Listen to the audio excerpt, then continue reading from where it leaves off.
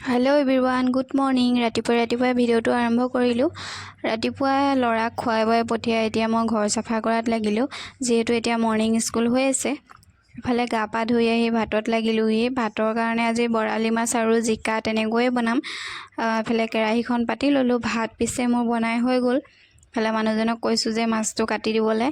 আৰু মই বৰালি মাছ খাই পাইছোঁ দেই, এনেহে কৈছোঁ, মই খাই পোৱা নাই বুলি। আগতে খাইছোঁ, আজি বহুত দিনৰ মূৰত আকৌ খালোঁ। ইফালে ভাত পানী খাই বৈ মই বাচনখিনিলৈ চাই ৰৈ আছোঁ কেনেকৈ ধুওঁ। ইমান গৰম, খাই উঠি ইমান গৰম উঠিছে ভাত। ইফালে আপোনালোকে মোৰ ভিডিঅ'বোৰ চাই কেনেকুৱা পায় ক'বচোন। আৰু এতিয়া মই বাচনখিনি বোলো সামৰি লওঁ, যিহেতু চাই থাকিলে নহ'ব, বাচনখিনিতো ধুব লাগিবই।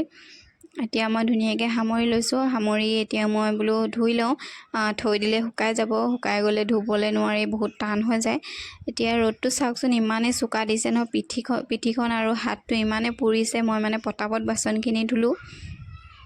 আৰু ভিডিঅ'টো কেনেকুৱা লাগিলে আপোনালোকে কমেণ্টত জনাবচোন। এফালে ভাত পানী খাই আহিলোঁ, তামোল এখনো খাই আহিলোঁ।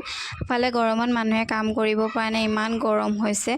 আজি ভিডিঅ'টো ইমানেই।